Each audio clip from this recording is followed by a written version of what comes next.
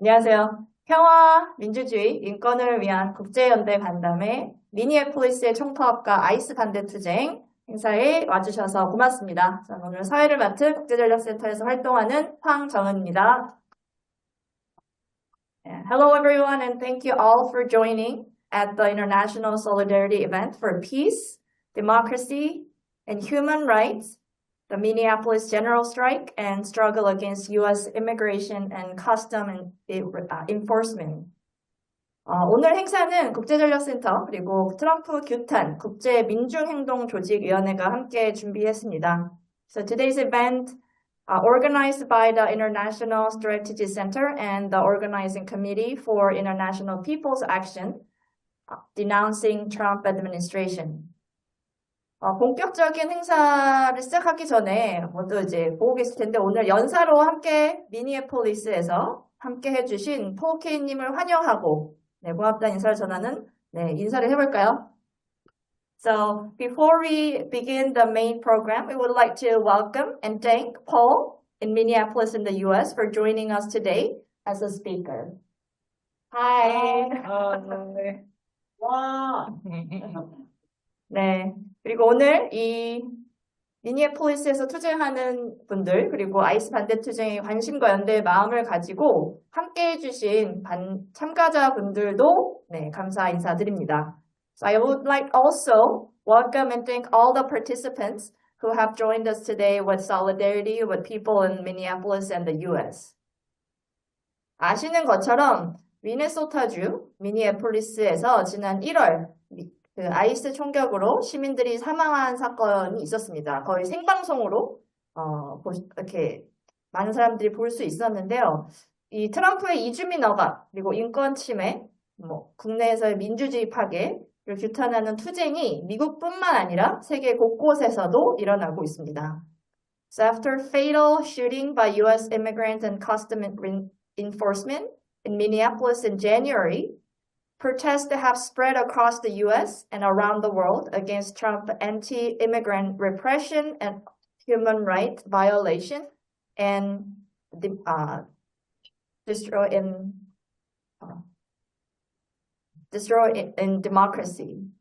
그래서 오늘 행사에서는 국외에서 해외에서 계속되는 트럼프 정권의 불법 침공 그리고 인권 침해 뿐만 아니라 오랫동안 지속되어 왔던 국내에서의 민주주의 파괴, 인권 침해를 해왔던 트럼프 정부의 만행에 대해서 더 자세히 알아보려고 하고요. 그리고 이에 맞선 미국 민중들의 투쟁, 그리고 한국에 살고 있는 우리는 어떻게 연대할 수 있는지를 알아보기 위해서 마련했습니다. Today's event is organized to examine not only ongoing illegal invasion and human rights violation abroad, but also the Trump administration's long-standing attacks on democracy and human rights in the U.S. The struggle of the American people resisting these actions and how we in South Korea can stand in solidarity with them. 그럼 지금부터 함께 해주고 계신 폴 케인티님과 함께 미리 준비한 5가지의 질문이 있습니다. 5가지의 질문들을 먼저 나누도록 하고요. 항상 그랬듯이 이후 오늘 참가해주신 분들이 자유롭게 질문할 수 있는 시간이 마련되어 있으니까요. 들으시면서 궁금하신 내용이 있으면 준비해 주셨다가 직접 질문을 해주시면 좋겠습니다. So we will begin now by going through some prepared questions with our speaker. And after that, we will have a Q&A session. So please feel free to note any questions that come to mind while listening and ask them during the Q&A session later. 그러면 오늘 같이 이 시간 함께 해주시고 계신 연사분의 간단한 소개를 먼저 들어보고 시작하도록 하겠습니다. So Paul, could you please start by briefly introducing yourself and sharing a greeting with everyone who has joined us today? Sure. Can everyone hear me? 다들 잘 들리시죠? Yes. Okay. My name is Paul Kirk-Davidoff. I am an activist and a writer and a union member here in Minneapolis. I am a member of the United Food and Commercial Workers, which is the union for grocery store workers and meatpacking workers. I work in a grocery store as a butcher. 네, 제 이름은 폴이고 저는 작가이자 지금 그 노동자로서 노조에서 활동하는 활동가입니다. 저는 미니애폴리스에서 연합 이 식료품 노조에서 활동하고 있는데 여기는 그 식료품점 직원들이나 그이 축산업, 육가공 그 노동자들이 활동하는데 저는 거기서 그 육가공업에서 그 노동자로 종사하고 있습니다. So I am active in my union. I am also active in my community, and I write a publication called the Twin Cities Labor Report, which is a weekly newsletter for union news in the Twin Cities. So I went through all of this both as a community member witnessing things and also in a position through my union and in my workplace.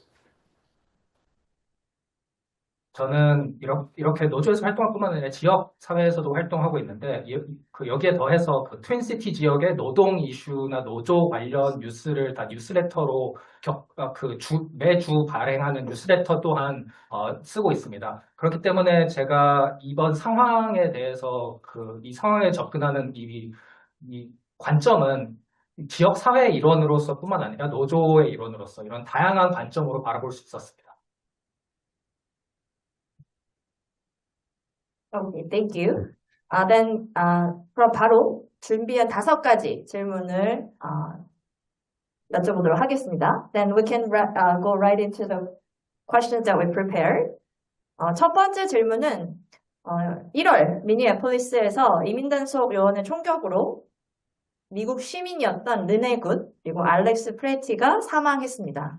실시간으로 전국에 이 전파된 이 총격 영상은 굉장히 충격적이었어요. 트럼프 정부는 이에 대해서 연방 요원의 방어권을 행사한 것이다 라는 것으로 정당화했습니다.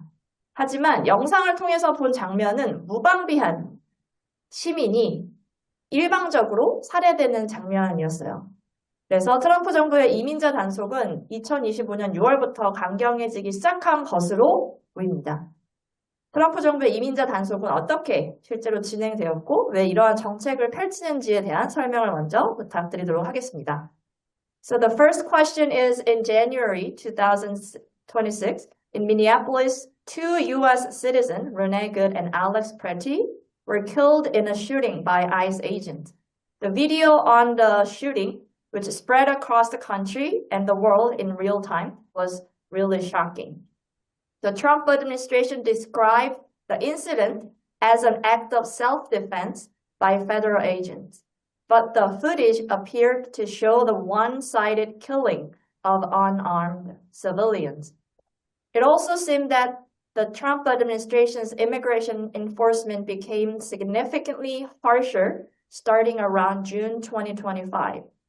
So could you explain how the administration's immigration crackdown has been carried out and why these policies have been pursued under the Trump administration?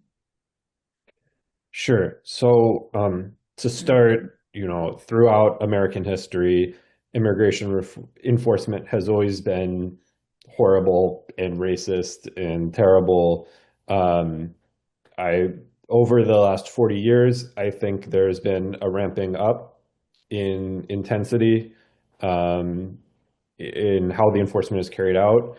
But obviously, what's happening with Trump is a new extreme.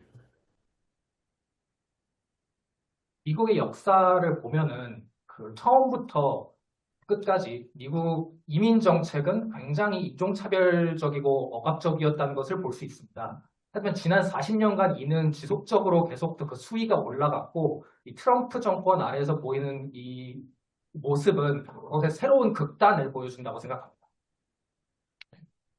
So traditionally and currently, I think there are kind of two main reasons for immigration enforcement in the U.S. The first reason is economic. It is with the goal of creating a very exploited and fearful part of the workforce, concentrated in very low-paying jobs in parts of the economy that a lot of Americans don't want to work in. Farm workers or meatpacking workers or domestic workers. Um, the other main purpose for it is um, racism or populism, political reasons, basically. So we have seen this in the past, and we're seeing this currently in both factors. Um, for example, in the 1950s, there was a giant wave of immigration enforcement called Operation Wetback, which was a racist slur for Mexicans. So it was very targeted and very racist. There is another one done in the 1930s that was totally targeted against Mexican Americans living in California, but it was during the Great Depression. So it was a racist attack, but it was also part of an economic strategy. 역사적으로 보고 지금 상황도 그렇지만 이 이민 단속 정책에는 두 가지 이유가 있습니다. 첫 번째는 경제적인 이유인데 이주 노동자들을 더 착취하기 쉬운 상태로 만들기 위해서 그들에게 공포를 심어주기 위한 정책이라는 겁니다. 그렇기 때문에 이들이 대부분의 미국인들이 원하지 않는 직종, 굉장히 임금이 낮고 위험하거나 그런 작업 환경이 좋지 않은, 예를 들어서 그 농촌의 농업 노동자들이라던가 아까 말씀드린 이 정육점의 이런 육가공 노동자 이런 등등의 이런 사람들이 기피하는 직종에 더 착취하기 쉽게 만들기 위함이고, 두 번째 이유는 정치적인 이유인데 이 인종차별주의에 기반한 포퓰리즘을 위한 정치적인 이유입니다. 이는 과거에도 그랬는데, 예를 들어서 1950년대에는 미국에서 굉장히 대대적인 이민 단속 정책이 있었는데 이를 웻백 작전이라고 불렀습니다. 웻백은 이 멕시코인들을 굉장히 멸시하는 속어인데 그만큼 이때 멕시코인 이민자들에 대한 이 인종차별이 얼마나 심했는지 보여주는 거라고 볼 수 있습니다. 이 공식 문서에서 이런 걸 쓴다는 것은. 그리고 1930년대에도 캘리포니아 지역의 멕시코인들 이민자들에 대한 굉장히 대대적인 단속이 있었는데 이는 대공황 때 일어났던 일이기 때문에 이때는 경제적인 이유가 더 컸습니다. So today with Trump, we see this combination of both calls for racism. Trump has always been a very racist person, and his platform is always, from the beginning, starting with Build the Wall and kind of continuing on. So this was targeted against Somali American citizens who he called garbage people, right? Very racist. It is also, I think there are some economic motives of, again, disciplining a total workforce. And also maybe it is a testing ground for a state paramilitary against to crack down on popular dissent. 그래서 이 트럼프 정권 하에서 나타나는 이 이민 단속 정책은 이 여러 가지 요소들이 혼합되어 있는 것인데, 첫 번째는 트럼프 자신이 굉장히 인종차별주의적인 사람이고 트럼프 정권의 그 토대 자체가 굉장히 인종차별적인 정권이라는 것이 있습니다. 처음에 시작할 때부터 공약이 뭐 큰 장벽을 지어서 멕시코인들이 넘어오지 못하게 만든다고 한다던가, 굉장히 뭐 공식 석상에서 소말리아 이민자들을 보고 인간 쓰레기라고 부른다던가 이런 굉장히 인종차별적인 행사를 보인 사람이고, 이와 동시에 경제적으로 이 노동자들을 이 공포를 통해서 노동자들을 억압하려는 그 요소가 있고, 동시에 이 국가 권력과 이런 준군사화된 사회를 통해서 이 대중의 이 불만을 억압하려는 그 굉장히 권위주의적인 시도의 어떤 시험판이 아닌가라는 생각도 듭니다.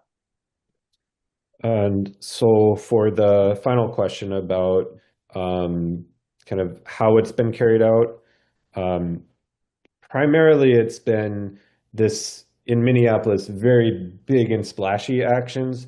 Like it started with them kind of roaming around the whole city and trying to stop and basically anyone who didn't look white and ask them for their passport, ask them for their citizenship, and try and just grab as many people. Um, and very active on social media. So very big and very splashy, targeted basically broadly. And that seems to be the pattern. 그리고 이 단속이 어떻게 진행되는지 말씀드리자면 미니애폴리스 지역에서는 굉장히 광범위하게 진행되는데 즉 이 요원들이 그 완전히 거리를 활보하고 다니면서 이 지나가는 사람들마다 보이는 사람들마다 백인이 아닌 사람들이면 누구든지 잡고 그 신분증을 요구하거나 여권을 요구해서 만약에 서류가 없으면 바로 잡아간다는 겁니다. 이렇게 굉장히 SNS에서 많이 퍼지고 알려지게 된 사실인데 굉장히 광범위하고 굉장히 차별적인 단속이 진행됐습니다. So just to wrap up, that comes also with shooting people like Renee Good, who was witnessing, I think, as part of a strategy of fear. So the ICE agents would drive around near schools, they would drive around near workplaces, and kind of come into restaurants and try and grab people while they were working at restaurants. These, I think, are tactics made to put a lot of fear into the population and trying to get them to leave on their own without. 그리고 이 르네굿의 이 총격 살해 사건에서도 볼 수 있는 거는 이들의 전술은 공포입니다. 이들은 그 아이스 요원들은 학교나 이런 뭐 식당 같은 그런 직장 이런 곳 주위를 굉장히 배회하고 그 걔네들 차량을 운전하면서 다니면서 이런 직장에 그냥 난입해서 신분 서류를 요구하고 잡아가는 식으로 이 사람들이 언제든지 잡혀갈 수 있다는 공포를 심어줘서 사람들이 제발로 나라를 떠나게 만들려는 그 전술이 있습니다. Okay, thank you for the answer.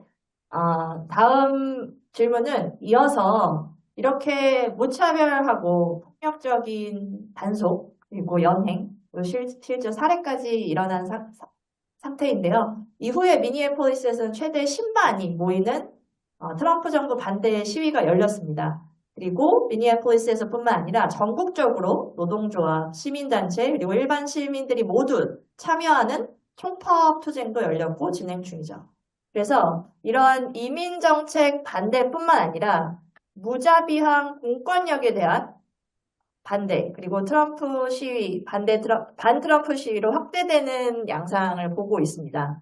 그래서 이런 투쟁은 어떻게 진행되었는지, 그리고 투쟁의 요구사항은 무엇인지, 현장에서 활동하고 계신 분이기 때문에 현장의 분위기는 어떤지 설명을 부탁드리도록 하겠습니다. So the second question is after the incident, large protests against Trump administration took place in Minneapolis, with as many as 100,000 people participating. In addition, nationwide strike actions involving labor unions, civil society organizations, and ordinary people have been taking place. It seems the movement has expanded beyond opposition to the immigration policy to include protests against excessive state violence and broader anti-Trump demonstrations. So could you explain how these protests have developed and also the general strike? What the main demands of the movement are and what the atmosphere is like on the ground? Okay, so the first one part that's very easy is what the main demands are. From the beginning, the main demand was ICE, get out, right? For Minneapolis, it was very defensive. And, that can expand to, ICE, abolish. So the demand then became abolish ICE. So ICE out of everywhere. So very, very defensive originally. And then it kind of, there have been side demands of like rent relief, like help out people, but really focused around ICE, get out. 일단 이 질문의 가장 쉬운 부분은 그 운동의 요구가 무엇이었는가일 텐데, 첫 번째는 굉장히 방어적이었습니다. 즉, 아이스, 그 이민 단속국이 미니애폴리스에서 철수해라. 미니애폴리스에서 나가라라는 게 첫 번째 요구였는데, 이게 한 발짝 더 나가서 아이스를 완전히, 어, 폐지하라라는 그 요구로 확대되었고, 여기에 곁다리로 뭐 지금 그 월세를 못 내서 힘들어하는 사람들을 위한 이런 보조금 같은 거를 마련하자, 이런 등등의 이런 그 좀 더 경제적인 요구들도 주의 곁다리로 붙긴 했지만, 굉장히 중심적인 요구는 방어적으로 이민 단속국은 물러나라라는 것이었습니다. So to explain how the protest developed, Minneapolis is, a big city in an area that's very far away from any other big city.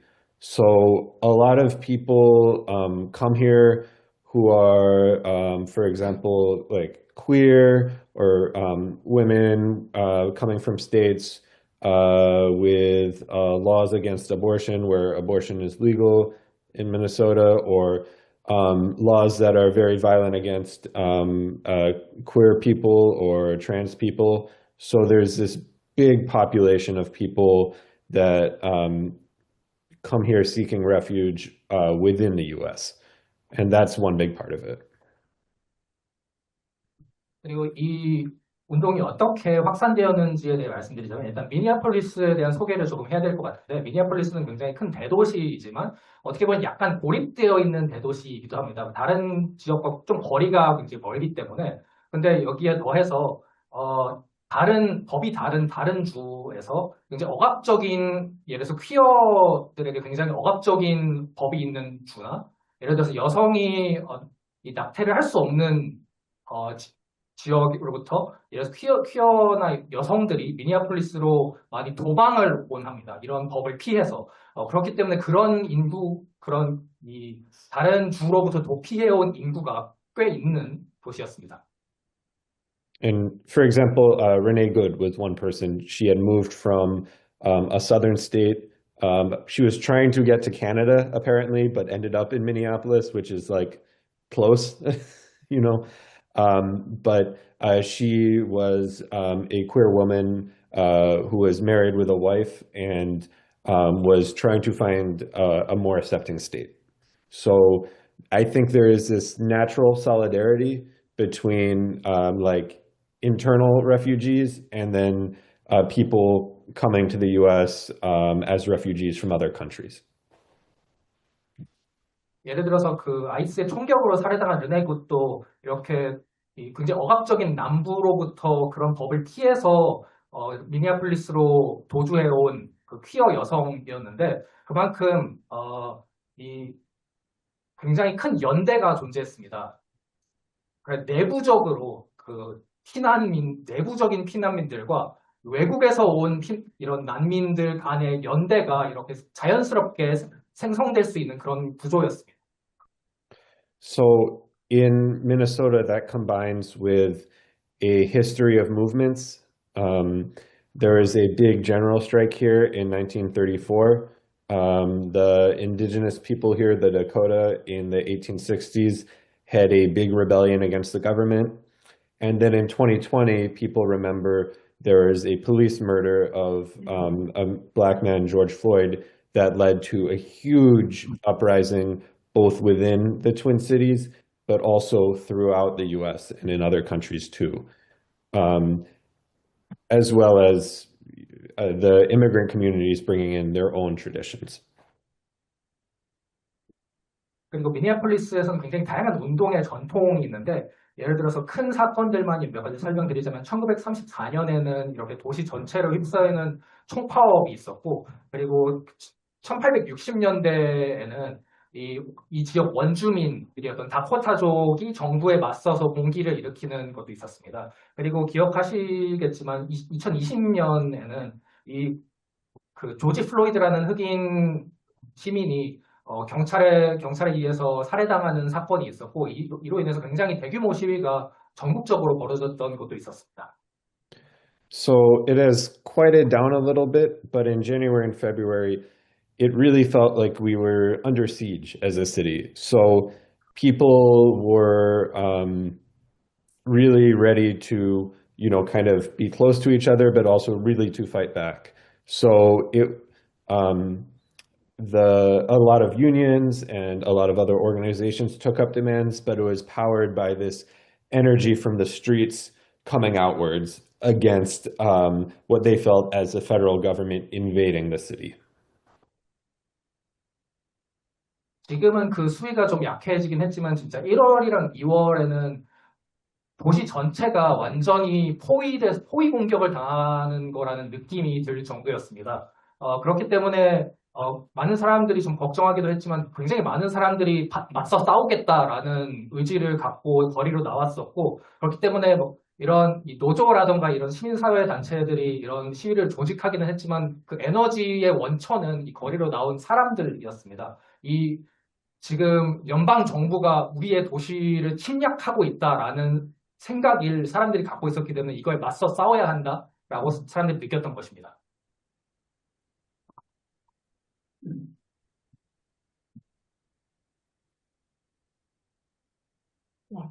Thank you for the answer. 다음 질문은 아까 얘기하셨던 1월과 2월에는 굉장히 수위가 높았는데 지금은 조금 뉴스도 많이 안 나오고 있는 것 같잖아요. 그래서 최근 이제 한국에서도 언론에서 보도가 되었는데 뉴욕타임스가 최근 국토안보부 내부 자료를 분석한 결과를 보도했습니다.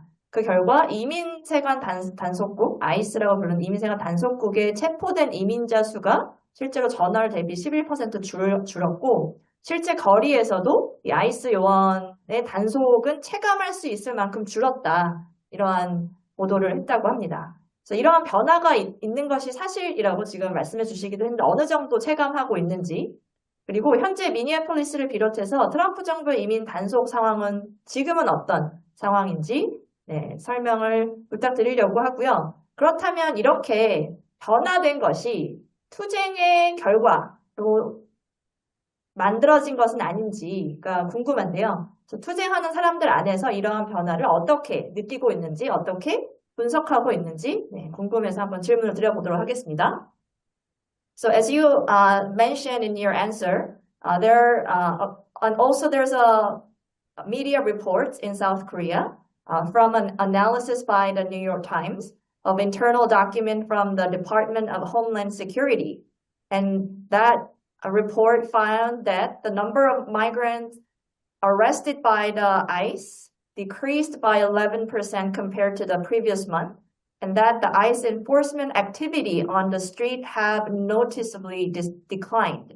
So is this change actually happening and felt by ordinary people on the ground? And what is the current situation regarding immigrant enforcement by the Trump administration? And lastly, do people involved in the protest and in the movement feel that these changes are the result of the movement and struggle? Thanks. That's a good question. Like I said, it does seem like they have very much slowed down here in the Twin Cities and broadly in Minnesota.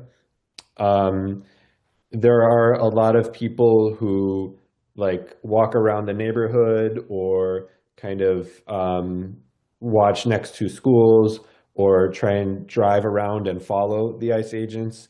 And they all say what the New York Times has said, that there is a lot less activity than there used to be. 네, 아까 말씀드린 것처럼 이 미네소타 지역에서는 이 아이스의 활동이 많이 줄은 것 같습니다.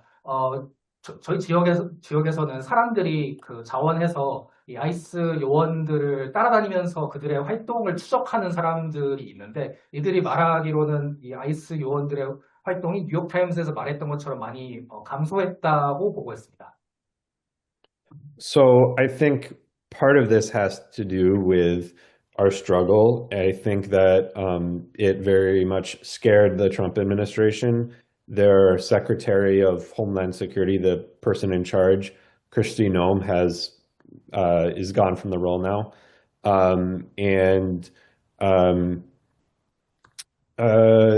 also, I think some of the ICE agents were scared. A lot of them are newer to the job.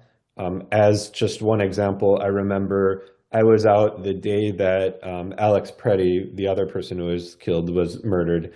And one of them was like really cold because it's very cold where we live. And I said to him, you know, man, you look really cold. Like, get back in the car, go away. And he kind of like was like, yeah, I am really cold, you know?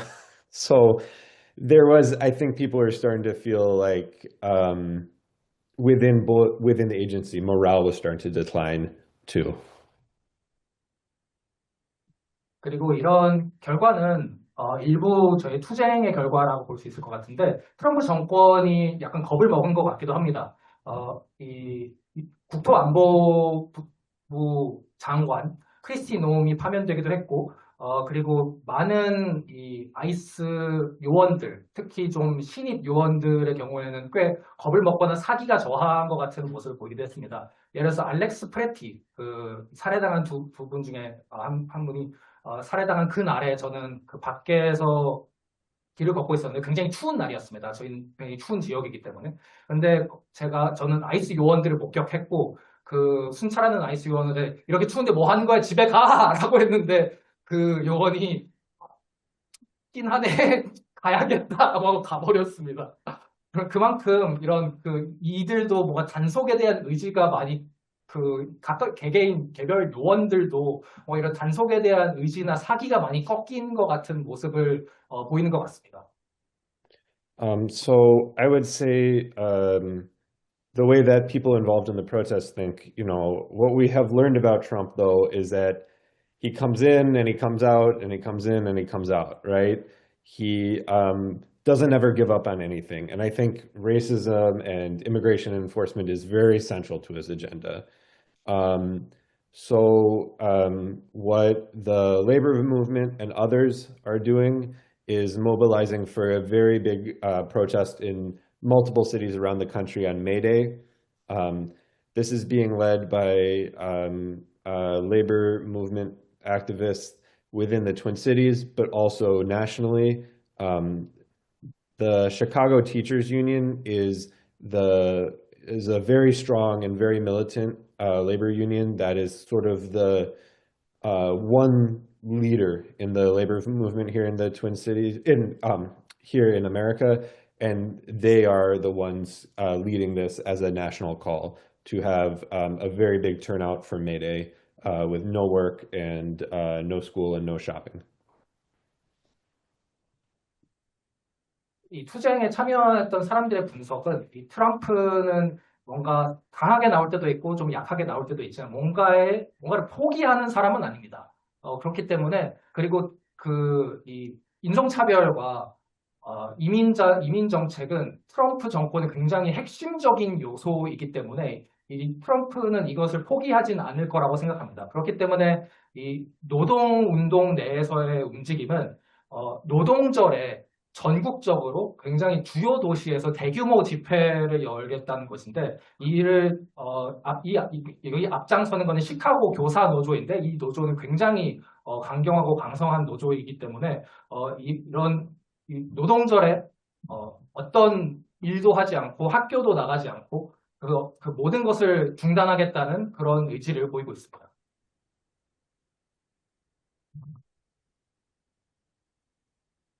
Okay, thank you. We can move on to the next question. 네 번째 질문은 조금 더 폭넓게 보려고 하는 질문인데요. 트럼프 정부의 이제 국내외 정책에서 흥미로운 연결 지점을 보면 실제로 국내뿐만 아니라 외에서도 무차별적인 폭력이 같은 동력에서 나오는 건 아닌지 생각해 볼 수 있을 것 같습니다. 국내 그리고 국외에서 백인 우월주의를 회복하려는 백인 민족주의 운동이 그 동력이 아닌지 생각해 볼 수 있는데요. 이러한 것은 최근 미넨에서 마르코 루비오 미국 국무장관이 한 연설에서 분명하게 드러납니다. 그래서 루비오 국무장관은 서방 국가들이 자신들의 문명을 회복하고 다시 위대해져야 한다고 주장을 했고요. 그리고 이 서구 문명의 토대가 된 노예제나 약탈, 학살의 역사는 완전히 무시하고 외면하면서 이 연설을 진행했습니다. 이런 두 가지 현상이 서로 어떻게 연결되어 있다고 보시는지, 그리고 이러한 연결에 대한 인식이 미국 안에서도 제기되고 있는지에 대한 질문을 드려보도록 하겠습니다. So the fourth question is an interesting point of connections is that the Trump administrations, Trump's wanton violence domestically and internationally are fueled by the same dynamic, a white nationalist movement that seeks to restore white supremacy domestically and globally.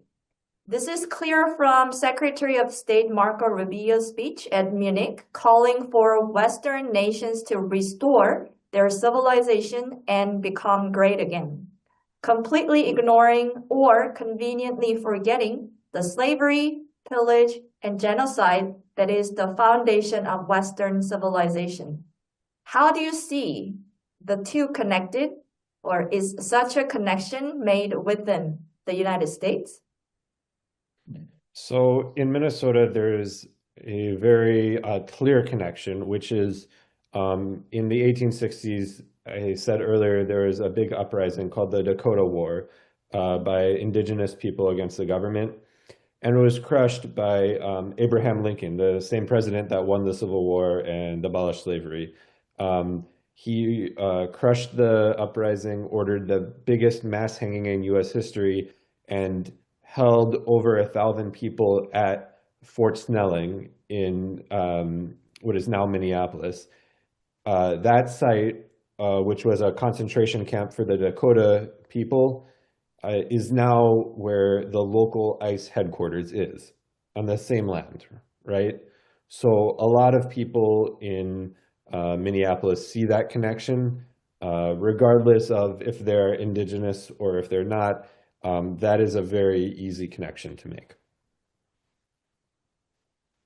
이 두 요소들의 연관은 굉장히 쉽게 볼 수 있는데 미니애폴리스에서도 그걸 쉽게 볼 수 있습니다. 아까 말씀드렸다시피 1860년대에 원주민들이 봉기했던 다코타 전쟁이 있었는데 이를 굉장히 무자비하게 진압했던 게 에이브라함 링컨 대통령이었어요. 그 남북 전쟁을 이기고 이 노예제를 폐지한 그 대통령 이를 굉장히 무자비하게 진압을 했고 링컨은 미국 역사 이 다코타 전쟁의 이 원주민 지도자들을 모두 미국 역사상 가장 대규모 이 집단 처형에 처했습니다.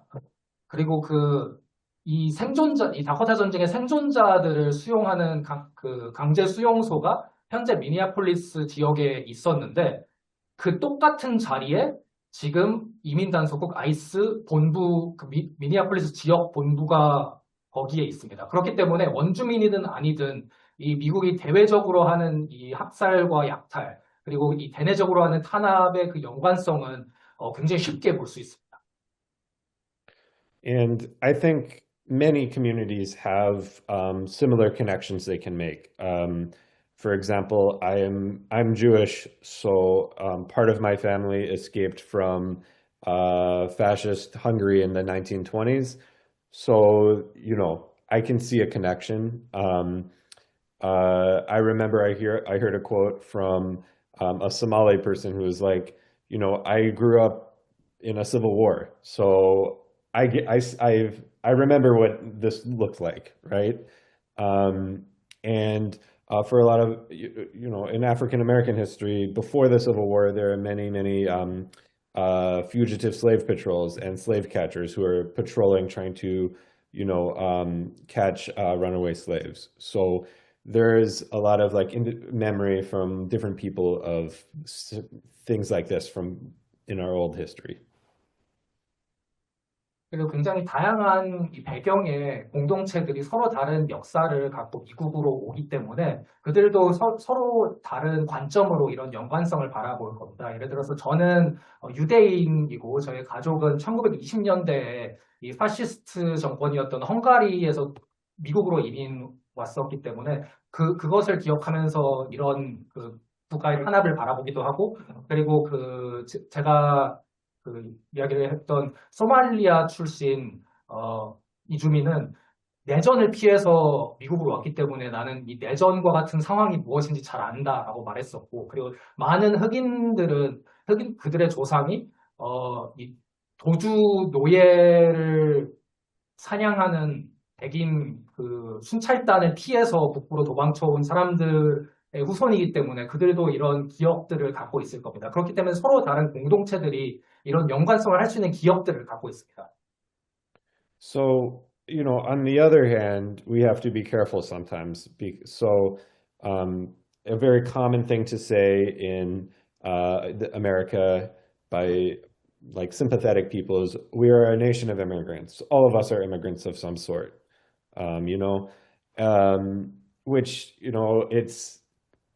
it sounds good, but on the other hand, I have a status, and there are other people that don't have the same status that I have in terms of citizenship that are much more targeted, and that can affect how things are perceived.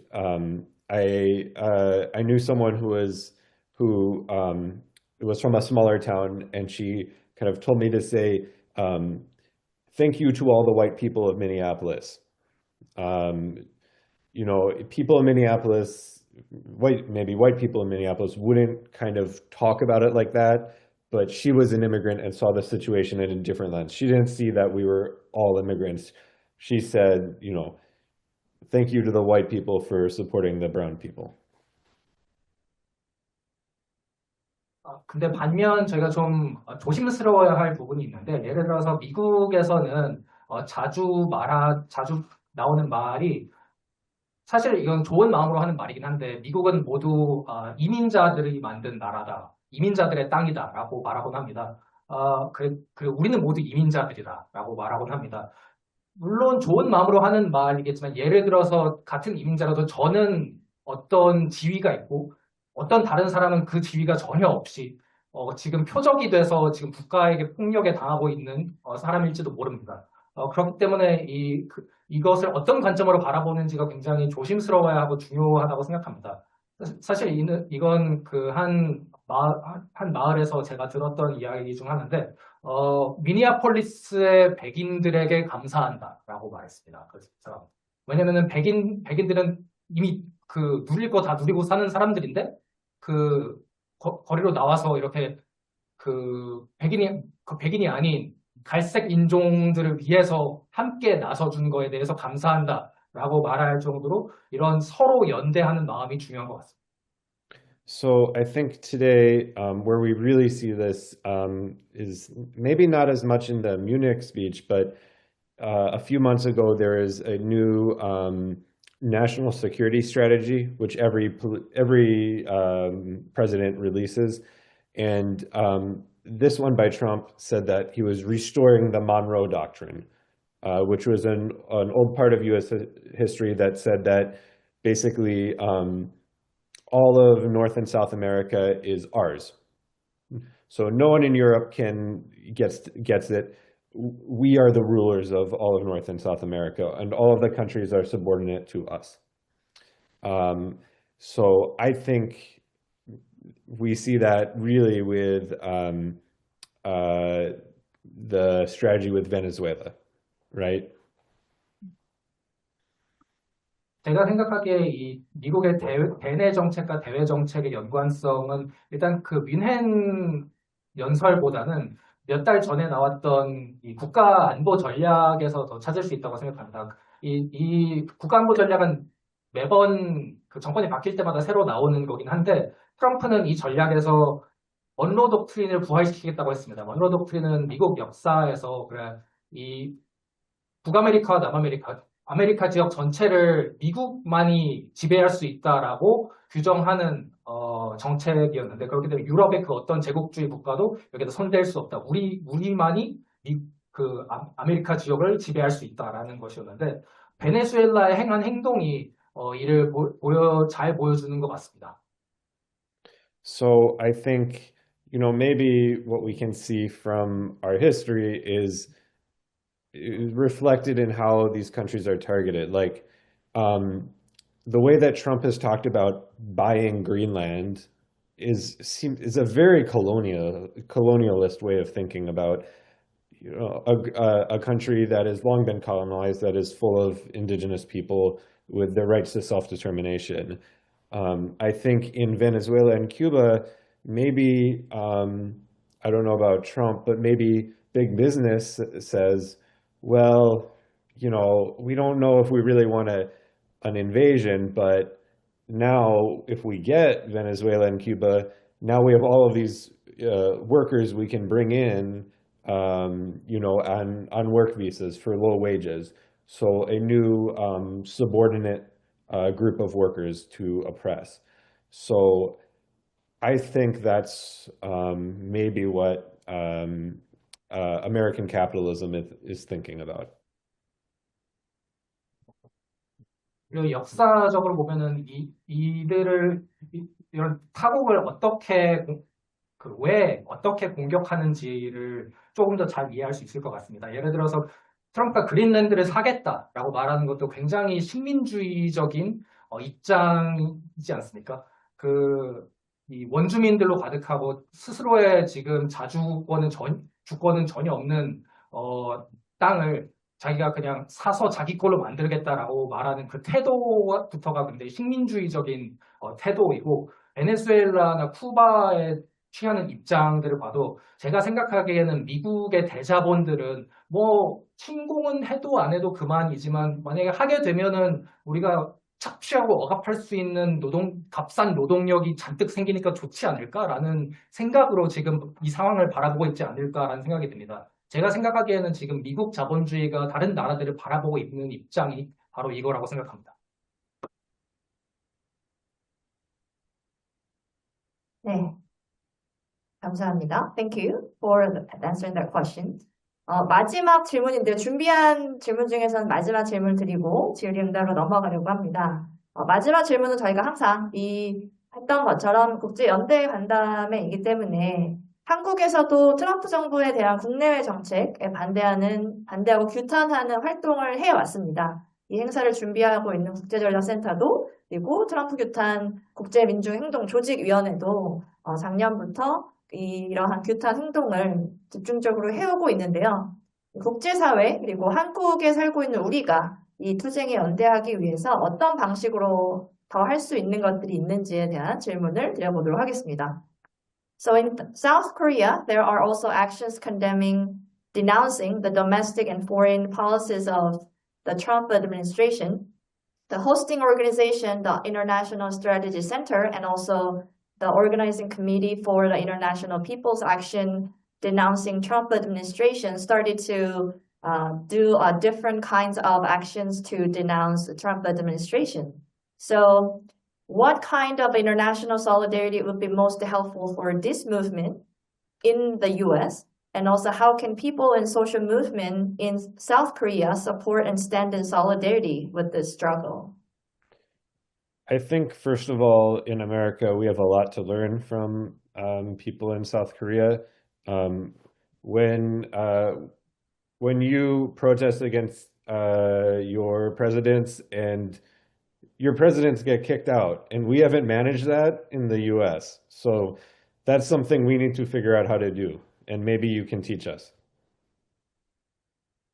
첫 번째로는 이 한국에 계신 분들에서 저희가 배울 점이 굉장히 많다고 생각합니다. 예를 들어서 여러분은 대통령과 맞서서 대통령을 쫓아낸 적이 있는데 저희는 그런 경험이 전혀 없기 때문에 이 탄핵과 이런 대통령을 몰아내는 것을 어떻게 하는지 좀 배워야 될 것 같습니다. And so I think primarily, a good thing to do would be to protest against American companies and to tell South Korean companies to not do business with Trump, or to not sign deals with Trump. I think I'm sure there's a Trump hotel somewhere in South Korea or one that Trump is trying to build. So protesting against that, I think that would all be good. 그리고 이 한국에서 영업하는 미국 기업들에 대한 뭐 규탄이라던가 그런 시위, 그리고 한국 기업들이 미국 정부, 그 트럼프와 이런 거래를 하지 못하도록 하는 그런 그 행동을 할 수 있으면 좋을 것 같고, 그리고 제가 생각하기에는 한국에도 분명히 트럼프가 소유한 뭐 호텔이나 그런 부동산들이 있을 겁니다. 그런 곳에서 뭔가 항의나 규탄 같은 시위를 하는 것도 좋을 것 같습니다. And I know that our countries are connected in various ways. There's a lot of South Korean students who come here. There's a lot of workers who come here from South Korea, and I hope we can make more connections that way. Also, I think people in the U.S. are very interested in South Korea because of the music and the film. So there's a lot of desire to make more connections. 그리고 그 우리 한국과 미국은 굉장히 그 이런 관계가 깊은 나라인데 그 한국에서 학생들이나 노동자들이 많이 미국으로 와서 오기도 합니다. 그렇기 때문에 이를 통해서 뭔가 더 깊은 관계를 만들 수 있으면 좋을 것 같고 미국 사람들은 지금 이 한국 음악이나 한국 영화 때문에 한국에 대한 관심이 굉장히 깊습니다. 그렇기 때문에 서로 이 한국과 미국의 시민 사회 간에 이런 깊은 관계를 만들기에 좋은 상황인 것 같습니다.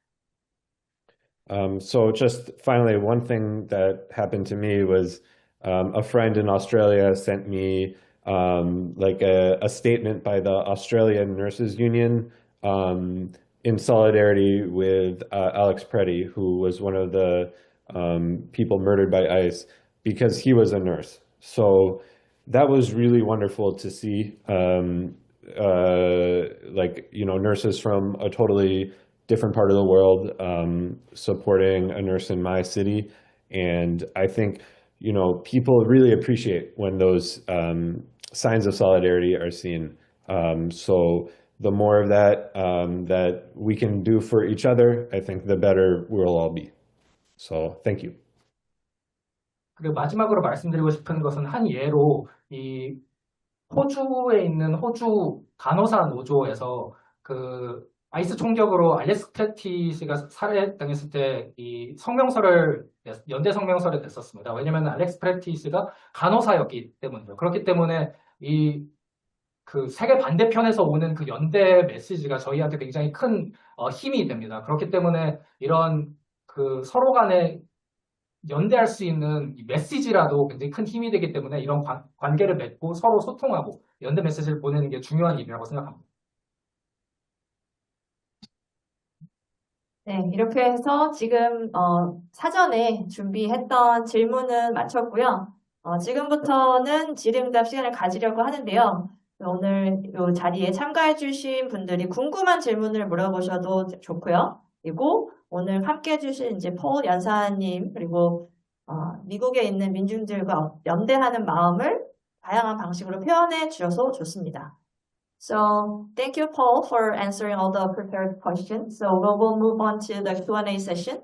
So all of here, the participants can welcome to ask any questions about the questions we just go over, or also to share the messages expressing the solidarity with people in the U.S.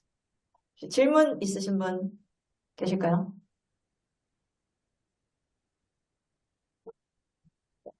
네, 두 분이. There are two questions from the audience.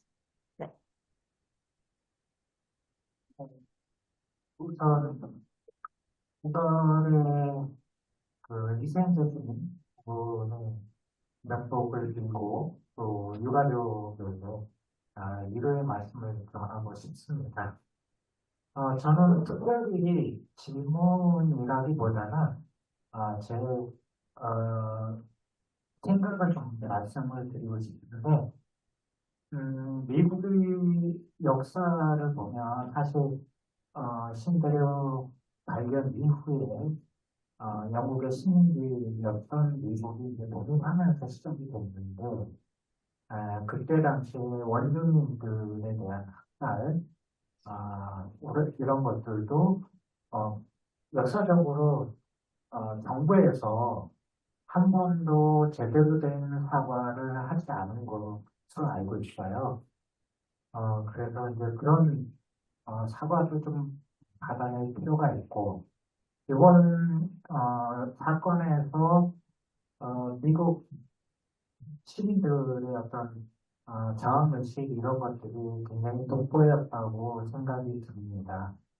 근데 이제 이런 것들을 더 지속적으로 정말 미국 정부가 나갈 수 있게 하려면 지속적인 활동이 필요하고 또 그에 우리 같은 국제적인 연대도 필요할 것이라고 생각이 들고요. 국내에서 미국 내에서 어, 진보적인 정당이 소수지만 있는 걸로 알고 있습니다. 그러면 그런 정당들과의 연대도 한번 모색해야 되지 않을까 그런 생각이 들어서 의견을 말씀드렸습니다. Uh, the First of all, I would like to, before I begin, I would like to offer my condolences to the people that were killed by ICE and to their families. What I have to say is not exactly a question, but more like sharing my thoughts. First is that if we take a look at the history of the United States, we see that during their process of gaining independence from the UK and thereafter, the United States was built on the genocide of indigenous population. But as far as I understand, there haven't been any apologies or reparations by the United States government. So I think that is something that should be addressed if the people are victorious in their struggle. And also, I think as far as you've seen, that we saw a very great and remarkable spirit of resistance among the people of the United States. I hope you can sustain that spirit of resistance in a persistent and long-term manner until victory. And I think for that, the progressive parties as they exist in the United States have to take a more active role in building solidarity both within and also internationally like we are doing right now. So I just shared a few of my thoughts. Or would you like to comment on that? Yeah, I think you're correct. I don't believe that there has been any sort of apology or reparations towards any of the harm and terror and genocide caused to indigenous people. I think the only apology the U.S. has ever done was there has been, I think Bill Clinton, the president, issued an official apology towards survivors of Japanese internment camps during World War II. And I believe that there is an official apology about the colonization of Hawaii, but that's it. So yes, that needs to be done. And as for your second question, yeah, I hope that someday we will have more progressive parties in the U.S. I think one of the big issues we have is that we have two parties for bosses historically, and we don't have any parties for workers. So hopefully that will change someday. 말씀하신 게 모두 맞는 말씀 해주셨다고 생각합니다. 첫 번째 말씀하셨던 것처럼 미국 정부가 저지른 악행에 대해서 이 사과를 하거나 어떤 배상을 한 게 전혀 없습니다. 만약에 제가 생각하기로는 그런 뭔가 악행에 대해서 사과를 한 게 딱 한 번 그 클린턴 정부 때 2차 세계대전 당시 그 강제 수용소에 감금되었던 일본인 이민자들 중 생존자들에게 대한 사과를 했던 게 알려져 있는데 그 외에는 예를 들어서 뭐 하와이 침략 및 식민 지배에 관한 것도 사과나 배상을 한 적이 없고 등 이런 미국이 한 악행에 대해서는 정부가 그 사과를 한 적이 전혀 없습니다. 이거는 그 이 민중이 권력을 잡게 된다면 무조건 이거는 바꿔야 할 일입니다. 둘째로 이 진보 정당 같은 경우에는 말씀하신 대로 진보 정당이 좀 더 적극적으로 활동을 해서 이런 연대를 구축해 나가는데 중심적인 역할을 해야 할 텐데 아직까지는 이 양당 체제가 너무 강고하게 있어서 이런 노동자들의 정당이 힘을 아직까지는 잘 못 쓰고 있는 환입니다. So I have one more thing. As part of this, one of the demands of the movement is to give rent relief and a pause on evictions because there are many workers who are immigrants who do not feel safe going to work for a couple of months, so they're behind on rent for their apartments or their homes. And our mayor of Minneapolis who was on TV saying that he supported the movement, that he wanted ICE out of the city, says that he doesn't support relief for renters. So I think it's similar to talking about reparations. Like he wants ICE out of our city, but he doesn't want to help out any of the people who are unjustly and unfairly targeted by ICE. 그리고 여기다 한 가지 덧붙이자면 아까 말씀드린 저희 운동의 요구 중에 이런 월세나 이런 월세 등에 대한 보조금 지원이나 강제 퇴거 금지 같은 부분이 있었는데 왜냐하면은 많은 노동자들이 이주 노동자들이 아이스에 대해 잡혀가는 것 때문에 안전하지가 않아서 직장에 나가지 못하는 경우가 많았기 때문입니다. 그렇기 때문에 월세가 계속 밀리게 되는 경우가 많았는데 이 사람들을 돕기 위해서 저희가 이런 요구를 덧붙였던 겁니다. 그런데 미니애폴리스 시장은 TV에 나와서 아이스는 미니애폴리스 나가라라고 이렇게 말을 했는데도 불구하고 저희의 이 월세 상감 요구는 거부했습니다. 이 말인즉슨 아이스 나가라는 말은 할 수 있겠지만 물질적으로 아이스에 대해 피해를 본 사람들을 돕지는 않겠다는 게 분명합니다. 그렇기 때문에 이런 말은 할 수 있겠지만 물질적으로는 돕지 않는 게 이런 많은 이런 이런 주류 정치권의 입장인 것 같습니다. 다음 질문. 일단 너무 반갑고요. 이제 저는 트럼프로 인해서 이제 저를 포함해서 여기 모든 분들과 세계의 모든 사람들이 고통받고 있다고 생각하는데 그 중에서도 가장 1차적으로는 전쟁의 이제 침략 국가의 민중들과 미국에서 이제 직접적인 트럼프의 폭력에 노출되어 있는 현장에 계신 분들이 가장 고통받고 있다고 생각하는데 그 속에서도 이제 가장 앞장서서 저항하고 계셔주셔서 너무 감사드리고 저 또한 한국에서 아까 그 메시지가 전달되도록 같이 투쟁하고 있다는 메시지가 전달되도록 활동하고 있는데 오늘 만나뵙게 돼서 너무 반가운데요. 되게 궁금한 거는 조금 전에 이제 말씀해 주셨는데 미니애폴리스나 이제 미네소타는 아니 민주당 주지사고 시장이고 그래서 물론 언론 기사를 통해서는 아이스에 대해서 반대하고 트럼프에 대해서 반대한다 이렇게 이야기를 하고 행동도 했던 걸로 알고 있는데 근데 모르겠습니다.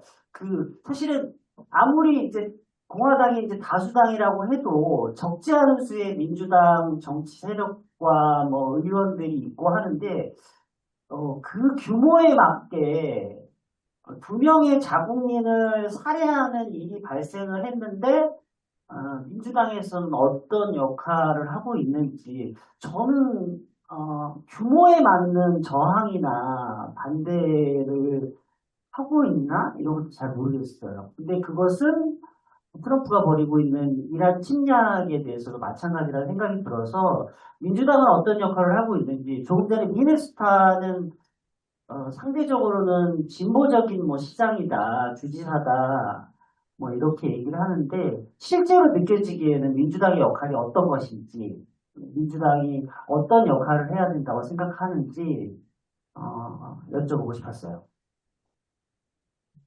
First of all, I would like to say that for everyone here, you, us, and everyone around the world, Trump is causing a great deal of suffering for all of us. And the people who are most directly exposed to that suffering are first the victims of Trump's wars of aggression, and secondly, the people that are in the United States directly exposed to the fascist violence of the United States government. So I would like to thank you for being at the forefront of that struggle against the U.S. government and against Trump. And the question that I had was that so Minnesota is a Democrat state with Democratic governor and Democratic mayor, but that they would be against ICE and against Trump. And even though Republicans have the majority, there is still a very significant number of Democratic lawmakers. And so I'm wondering what kind of resistance are they offering to the Trump regime's these actions, including the immigration enforcement or the Iran war. So what kind of actions are the Democratic Party taking? What kind of actions should they be taking, in your opinion? So I think that there's a lot of confusion within the Democratic Party because, and maybe within the Republicans too, people are used to living in a sort of in a bourgeois democracy here in the U.S. Where there are checks and balances, and if there's a big protest, the government stops doing something, and Trump doesn't seem to always follow the law, so that has caused some issues. So I think. Like right now, the Democrats in Congress are blocking funding to the Department of Homeland Security. But ICE is still functioning because they have a lot of money like kind of stored up that is not being used. So they can block funding, but ICE can continue on for maybe a year. 제가 보기에는 지금 민주당뿐만 아니라 공화당 내에서도 굉장히 큰 혼란이 있는 것 같습니다. 사실 저희는 미국이 이런 부르주아 민주주의 체제로 이어져 온 것에 익숙해져 있었고, 어떻게 보면은 정부나 이런 정부 체제 안에 어떤 견제 기구들이 존재하고, 우리가 뭔가 대규모 시위가 일어나면 정부도 약간 겁을 먹고 하던 행동을 중단하는 그런 것에 익숙해져 있는데, 트럼프는 이런 것들을 깡그리 무시하고 오히려 법 자체도 완전히 무시하는 행동들을 많이 보이곤 합니다.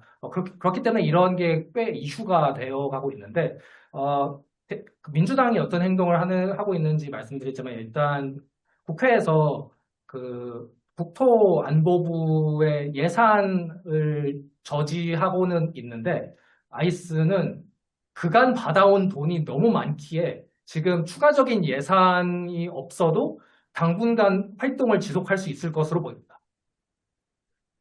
So I think like the Democrats in Minnesota, at the beginning, the government of the U.S. was like not talking to them at all.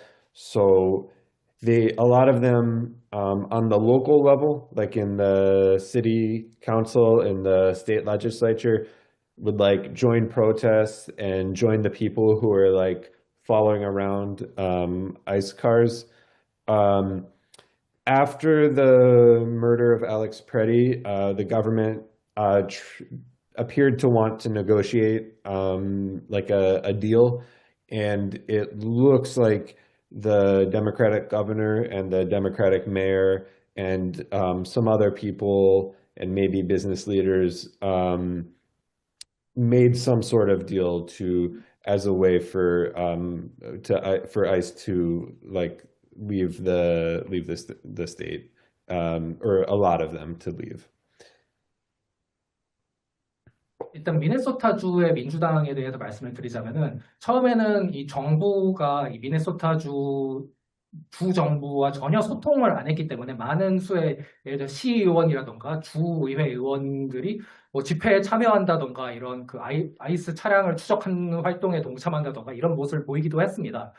그리고 그 알렉스 프레티의 살해 이후에는 연방 정부가 어느 정도 뭔가 협상을 하자는 이런 제안을 했고 그렇기 때문에 이 주지사와 시장 그리고 재계 인사들이 모여서 이 연방 정부와 일종의 어떤 협상을 한 걸로 보입니다. 그렇기 때문에 그걸 통해서 일단 아이스 요원들의 대부분이 미네소타주에서 철수하게 된 걸로 보이긴 합니다.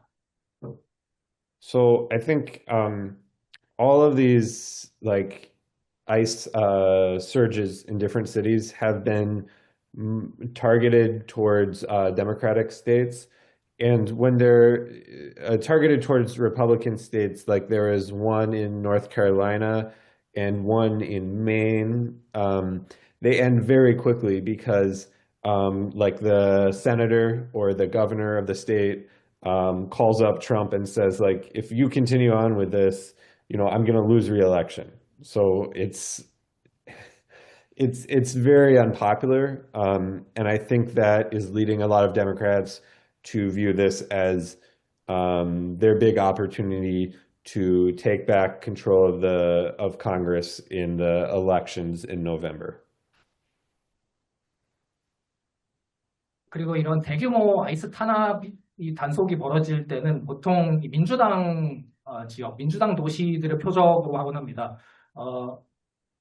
공화당 정권이 있는 도시를 타격하는 건 굉장히 적었는데, 그래서 한 번 노스캐롤라이나에서 있었고, 하나는 메인에서 있었는데, 두 번 다 굉장히 짧게 끝났습니다. 왜냐면은 뭐 상원의원이나 주지사가 트럼프한테 전화해서 계속 이러면은 선거 때 두고 보자라고 하면은 끝나기 때문에 그렇기 때문에 다들 이런 아이스 단속이 얼마나 일반 시민들한테 굉장히 여론이 좋지 않다는 걸 알고 있고 그렇기 때문에 민주당 쪽에서는 이것을 기회 삼아서 11월 달에 이 총선에서 승리하려는 움직임을 보이고 있는 것 같습니다.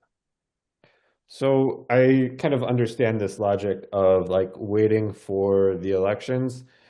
The issue again goes back to the beginning where I am not sure if Trump is going to like follow the will of the elections. You know, when I was a kid, I remember the like lead up to the Iraq War that Bush started, and it was like a year of, you know, Bush talking about it in the news before it actually happened. And with Iran, Trump just kind of decided to do it without, you know, public support or kind of a buildup or with a lot of international allies except for Israel. So that makes me worry about how the Democrats are approaching this. 물론 이 선거를 통해서 정권을 이 국회를 다시 되찾겠다는 전략은 어느 정도 이해가 가기는 하지만 제가 생각하기에는 아까 말씀드렸다시피 저는 트럼프가 이 적법한 선거의 결과를 따를지가 좀 불분명하다고 생각합니다. 제가 예를 들어서 한 가지 달라진 점을 말씀드리자면 제가 어렸을 때 부시가 이라크 전쟁을 일으켰을 때 보면은 적어도 전쟁을 일으키기 전에 1년 정도 왜 전쟁을 일으켜야 되고 뭐 정당화를 하는 그런 노력을 1년 정도 했는데 이번에 트럼프가 이란 전쟁을 일으킨 거 뭐 그런 노력이나 그런 여론을 만들려는 노력이 전혀 없이 그 어떤 지지 여론도 없고 그걸 지지하는 우방도 이스라엘을 제외하면 전혀 없는 상태에서 전쟁을 일으키는 그런 인물인데 이런 선거의 결과를 제대로 따를지가 좀 굉장히 불확실하다고 생각합니다.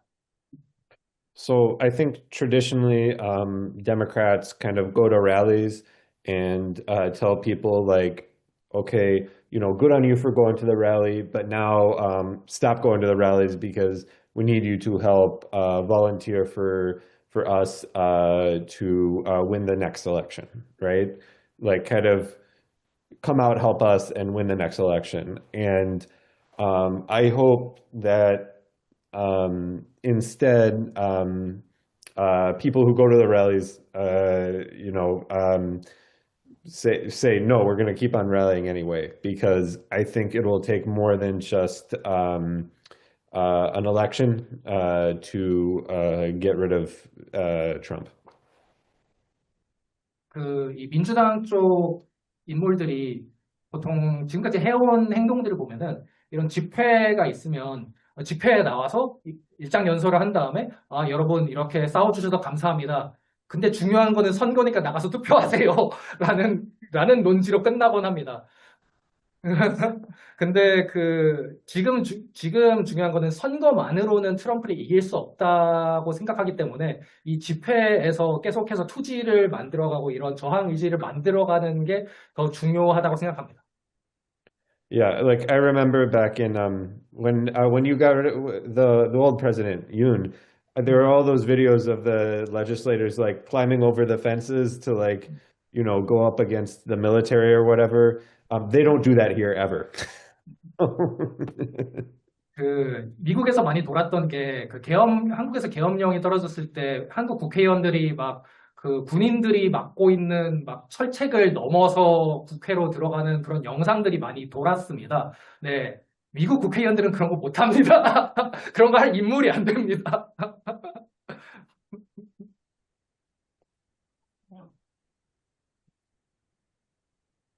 저도 한 가지 질문이 있어가지고 저도 질문을 하나 드려보려고 하는 건데 아까 방금 얘기했던 거랑 연결되는 거긴 한데 I have a question too, so I'll ask one question. 아까 얘기했던 것 중에 지금은 이제 단속이 약간 완화되기도 하고 해서 투쟁이 예전만큼 이렇게 1, 2월만큼은 없을 텐데 아까 얘기하셨던 것 중에 5월 1일에 올해 노동절 때 이제 전국적으로 총파업을 계획하고 계신다는 이제 말씀을 해주셔가지고 한 2달 정도 남은 거잖아요. 그래서 미국에서 5월 1일 전국적인 총파업을 준비하는 이 과정은 과정이 아직 좀 시간이 남았기 때문에 구체적인 계획은 없을 수 있지만 그런 과정을 어떻게 보고 있는지 그리고 이 총파업의 어떤 목표나 내고 싶은 목표가 있는지 좀 궁금해서 여쭤보려고 합니다. So I have a questions about the general strike that is going to be planned in May Day this year. You mentioned it in your answer. So just wondering if there's any like preparations going on and specific goals for this general election, because I think it's important that, like you said, it's not like the changes will not be made by the lawmakers in the Democrats or in the US, but the power from the ground, power from the grassroots, power from people. So I'm just wondering if there are any like not specific, but any plan or preparations going on in Minneapolis or around the country? Yeah, for last month we had a meeting with around 400 people that was called by different organizations within Minneapolis. And it had a lot of members from different unions, a few different like leaders of different unions, but mostly like the rank and file workers. And we voted unanimously to support this call to stay out of work on May Day. I know that in other cities there are kind of ideas of or meetings like that already happening, and I think that's one. The next place is for people to kind of bring it back to their own unions, and to bring it back to other places like students in high school and college and places like that.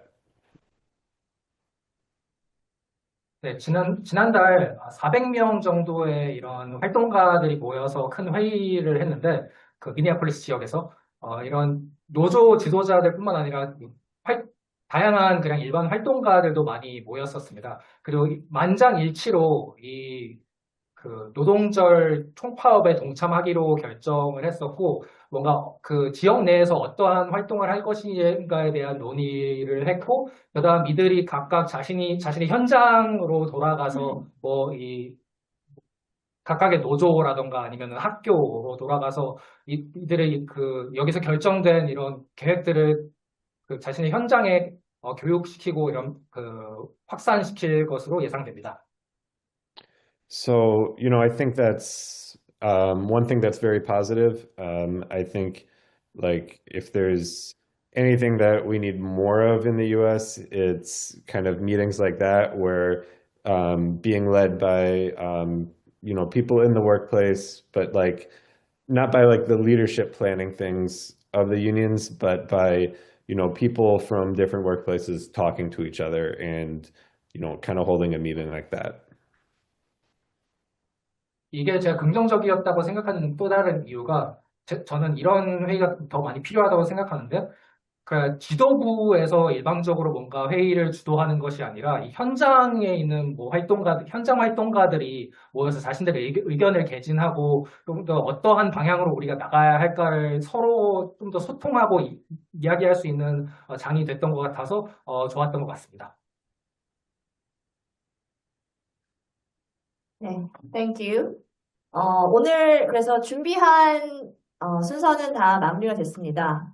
행사 마치기 전에 오늘 행사 미니애폴리스에서 지금 이제 10시 밤 10시 반이 돼가고 있는 시간인데요. 함께 해주신 우리 그 연사님의 마지막 발언을 들어보고 마무리하려고 합니다. So I think we've done all the things that we prepared so far. So I would like to conclude the event with your final remarks. So can you give us the final remarks before we finish? Yeah, again, thank you to people who came. Thank you to everyone around the world who has paid attention to Minneapolis. Like the gentleman said, I think what we went through is really bad, really bad. I think what the people of Iran and southern Lebanon and Palestine are going through right now is much, much, much worse. So my solidarity goes out to them and to everyone affected by the imperialism and warmongering of Trump. And so my solidarity goes out to them. And I don't look at the world and see borders. I look at the world and see workers, and I see bosses. So I always stand with the workers, and I never stand with the bosses. And I hope, that everybody does the same. 먼저 여러분께 깊은 감사의 말씀을 드리고 여러분을 비롯해서 미니애폴리스에 관심을 가져주신 세계의 모든 분들께 감사의 마음을 드리고 싶습니다. 물론 아까 질문해 주신 분이 말씀을 해주셨던 것처럼 미국에서 지금 미국 정부의 폭력을 당하고 있는 사람들이 당한 폭력이 굉장히 크긴 합니다. 하지만 이것은 지금 현재 이란이나 레바논이나 팔레스타인에서 사람들이 겪고 있는 그 고통의 정도와는 비할 바가 못 됩니다. 그렇기 때문에 저는 그들에 대한 강력한 연대의 마음을 표현하고 싶고, 그리고 지금 그 트럼프의 이런 제국주의와 이런 전쟁에 고통받고 있는 모든 사람들과 연대하고 싶습니다. 저는 세계 지도를 보면 국경이 보이지 않습니다. 노동자와 자본가들이 보일 뿐만입니다. 그렇기 때문에 저는 저를 비롯한 모든 분들이 언제나 노동자의 편에 서고 국경을 넘어서서 언제나 노동자의 편에 서서 자본가들과 맞서기를 우리 모두 함께 하기를 바랍니다. 감사합니다. 네, 감사드리고 저희 마치고 오늘 들은 이야기 또 앞으로 우리가 무엇을 할 수 있을지에 대한 내용을 이제 점심 먹으면서 좀 더 나눌 수 있는 자리가 있어서 시간 되시는 분들은 한 1시간 정도 같이 점심 드시면서 이야기 나눴으면 좋겠고요. 항상 그렇듯이 연대 간담회의 마지막은 단체 사진을 찍으려고 합니다. 오늘 연사님 여기 계시기 때문에 이렇게 좀 앞으로 나오셔서 네, 같이 단체 사진을 찍었으면 좋겠습니다. For the last part, we would like to have a group photo with you on the screen. So please stay just one more minute.